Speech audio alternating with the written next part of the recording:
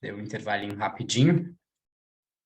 Muito bom. Então, como eu falei lá antes da gente dar o intervalo, a Sâmia vai trazer agora um momento de discussão sobre gestão de processos e recursos com foco em equidade, e isso olhando para o nível, para a rede da escola, né? Então, quais são esses desafios, quais são essas reflexões, quais são esses insumos que a gente vai poder pensar com ela, não é isso, Sâmia? Então, o É isso espaço é mesmo. seu, fique muito à vontade, a gente vai aqui te apoiando. Muito obrigada, Igor. Para mim é um prazer estar aqui. Eu agradeço imensamente por esse convite. Assim, um momento muito rico com vários educadores, iniciando aí pela fala da Rita, que deu um show em equidade, o Gabriel em FUNEB, e meu querido Roger Isaí, que mostra o domínio que ele tem na análise de resultados, nos insumos, na verdade, o domínio que ele tem na educação e a contribuição de todos vocês, educadores. Inicialmente, eu quero dizer para vocês, desejar saúde e paz, porque quem está na educação tem uma vida muito árdua. Eu fui diretora de 2 escolas aqui em Sobral, eu estou sempre me colocando no lugar dos gestores. Eu tive um momento também na Secretaria de Educação de um município aqui próximo. Eu sei o quanto é difícil um secretário de Educação conseguir conciliar o financeiro, o administrativo, o pedagógico. Não é fácil ser gestor, mas é fundamental que a gente entenda que tudo trabalha em prol do pedagógico, da aprendizagem. Todas as coordenações, elas são meios, o fim é o pedagógico. Não adianta uma gestão extremamente organizada, belíssima, se as crianças não estão aprendendo. Então, assim, eu vou falar para vocês como a gente faz um trabalho em rede. Nós temos mais ou menos 34 mil alunos, 85 escolas, em mais ou menos 140 prédios, e como é que a gente consegue fazer esse trabalho? Eu faço parte da Coordenadoria de Desenvolvimento da Aprendizagem e da Gestão Pedagógica, mais conhecida como a Superintendência. Sou eu e mais 8 pessoas que trabalham comigo, e nós fazemos esse trabalho diretamente com os nossos diretores, que também eu tenho a honra deles estar aqui presentes, ainda ter que me escutar, já me escutam todos os dias, mas olhem, eu agradeço a cada um de vocês pela escuta, tá bom? Pode passar o slide, por favor. Bom, foco na aprendizagem dos alunos, a organização em rede. Isso é um negócio simples, é nada, pessoal. Olha, você organizar a sua rede é você garantir que não vai existir desvio padrão no nível de aprendizagem de todos os seus alunos em todas as suas escolas. Não adianta você ter algumas escolas nota 10 e várias escolas com resultados ruins, onde as crianças não aprendem.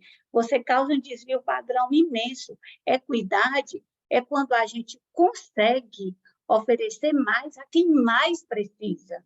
Aqui no nosso trabalho, não importa se a escola está vizinho à nossa secretaria ou se está a 70 quilômetros da nossa secretaria. Todas as crianças têm o mesmo direito de aprender.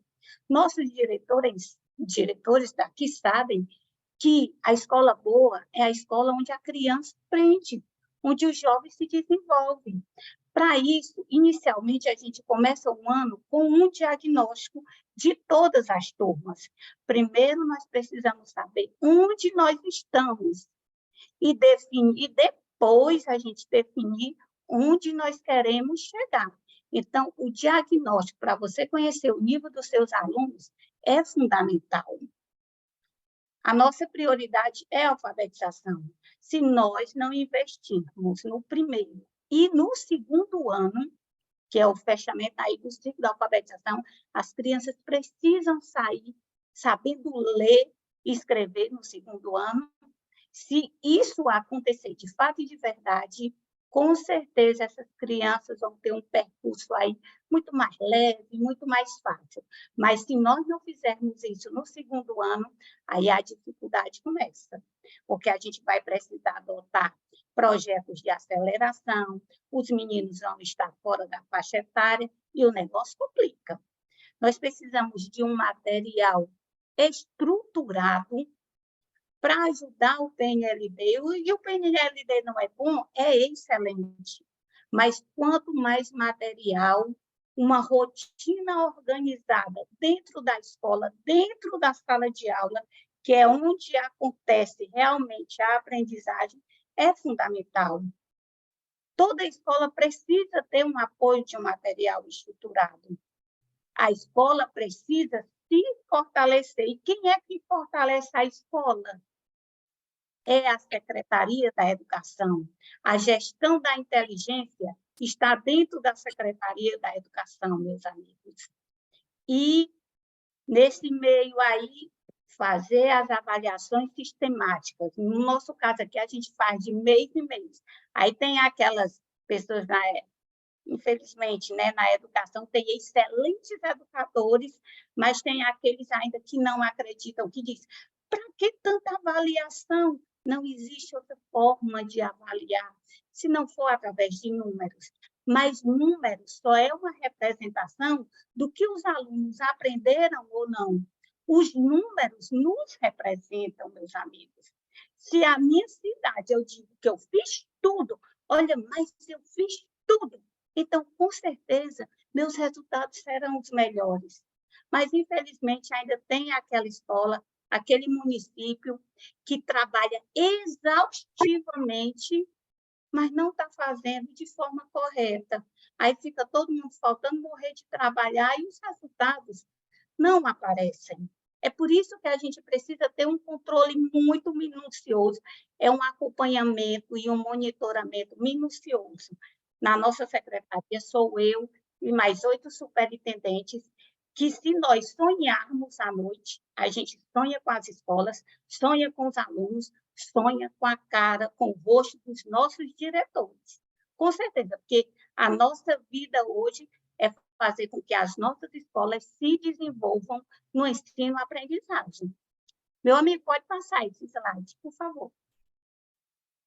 Lotação de professores, fundamental no início do ano. Olha, o diretor que não consegue fazer isso no início do ano, ele fica literalmente perdido. Começando pelo perfil do professor. Você, diretor, precisa conhecer o perfil. Como é que o seu professor gosta de quarto, de quinto ano, e você o obriga a colocar no segundo, no primeiro? Se ele não gosta de alfabetização, não tem como, você precisa ser muito convincente. Na verdade, nós precisamos ser convincentes com todas as pessoas que trabalham com a gente, mas nós precisamos respeitar também o desejo de cada uma delas. Eu acredito que o bom trabalho ele acontece mediante a pessoa se sentir bem. E, para isso, nós precisamos fazer com que os nossos professores tenham esse sentimento. Nós só podemos oferecer aquilo que nós temos. Planejamento e formação em serviço.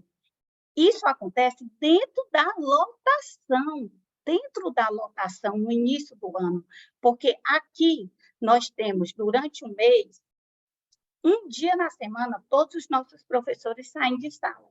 2 vezes no mês para o planejamento, 2 vezes no mês para a formação em serviço. E como é que fica a sala de aula?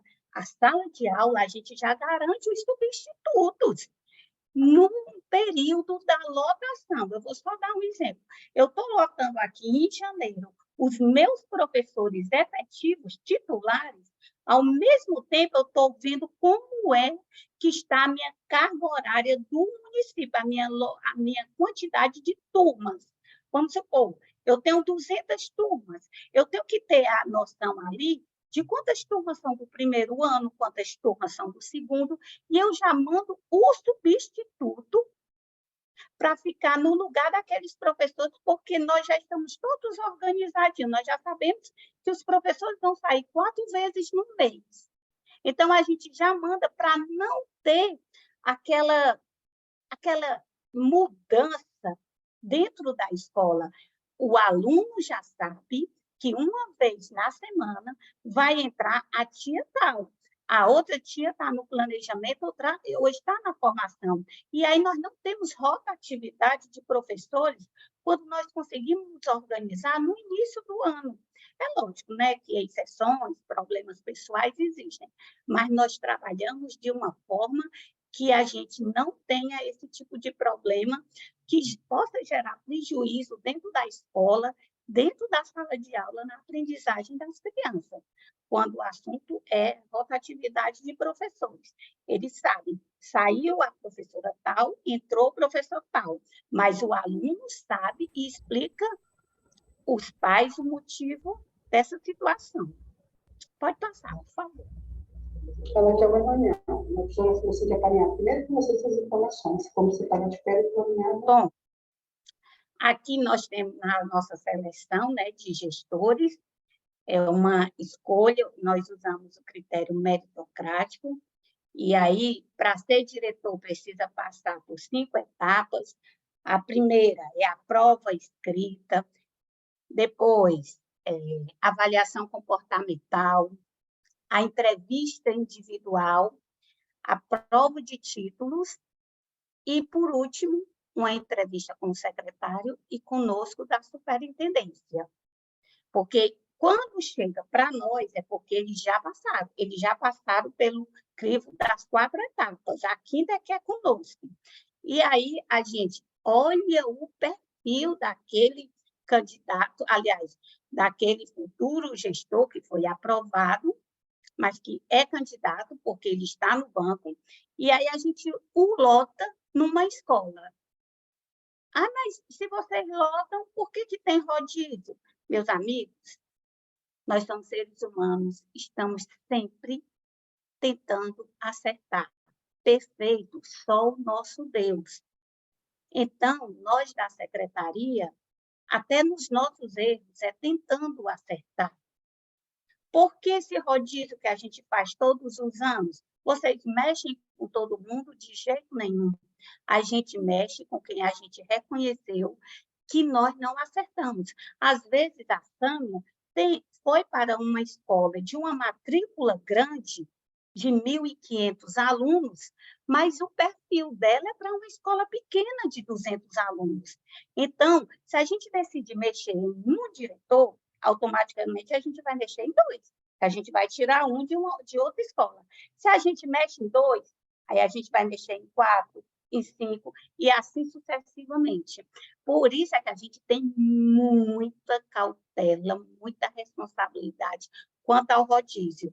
Nós estamos mexendo com pessoas, são nossos profissionais, mas são humanos.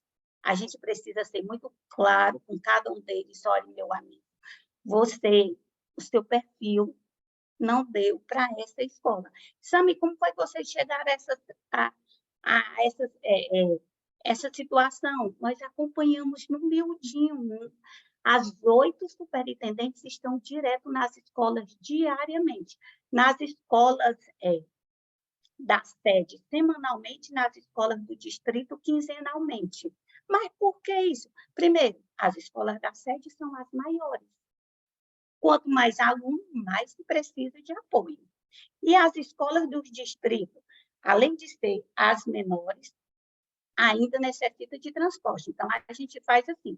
Mas nós trabalhamos com equidade. Se a gente percebe que um diretor é muito seguro, ele vai receber uma visita no mês, enquanto o outro, que é muito frágil, vai receber 4, 5 visitas no mês para nós formá-lo, para nós orientarmos.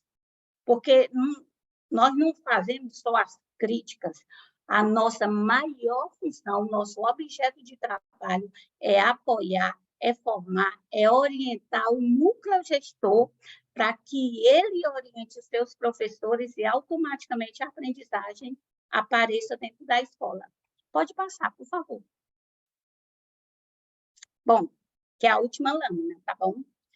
O nosso acompanhamento às escolas, como é que a gente faz? eu já disse para vocês que o segredo é no miudinho. Olha, é fundamental que nós saibamos o nível de cada criança.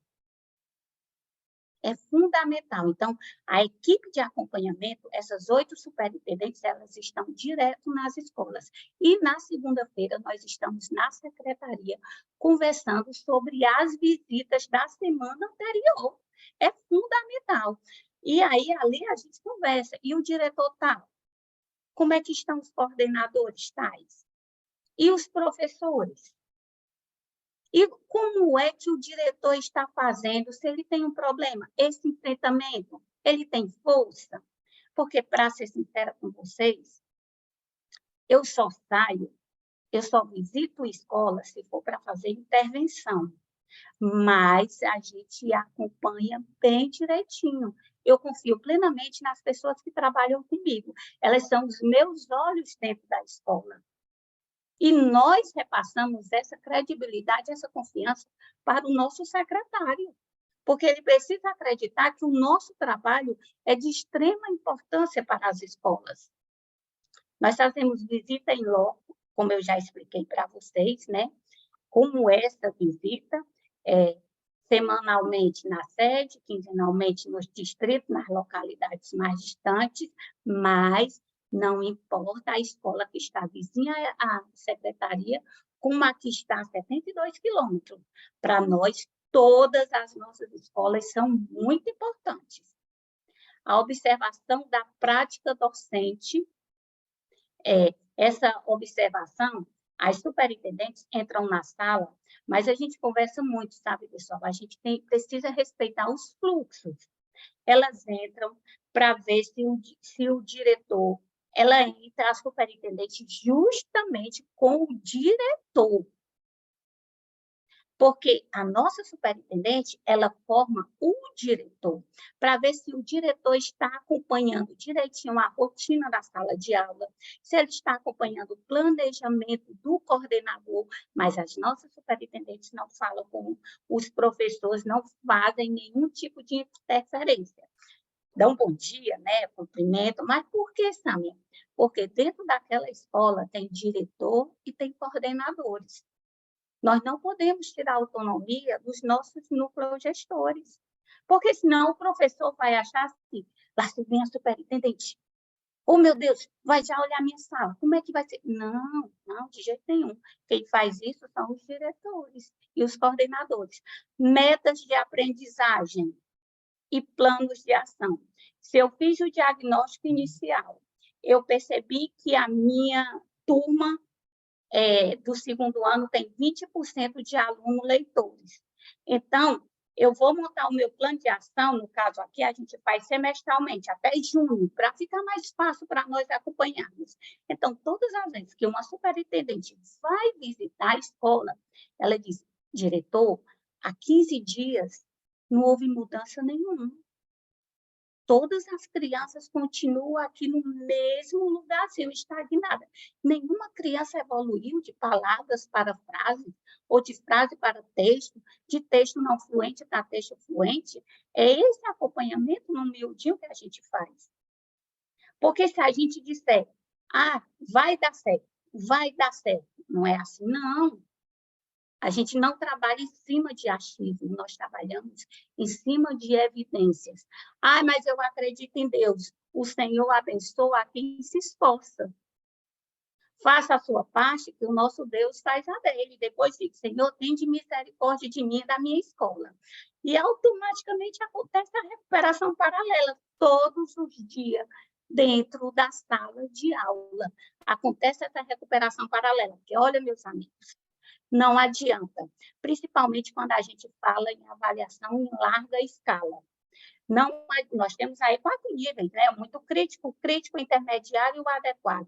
Não adianta a gente se desesperar para ir para o adequado se nós estamos com o muito crítico e o crítico lá embaixo. Nós precisamos levantar todas essas crianças, toda a aprendizagem, nem que fiquem todos no intermediário, mas todos vão ter o mesmo direito à aprendizagem. Quando chegar no intermediário, a gente corre para tentar o avançado.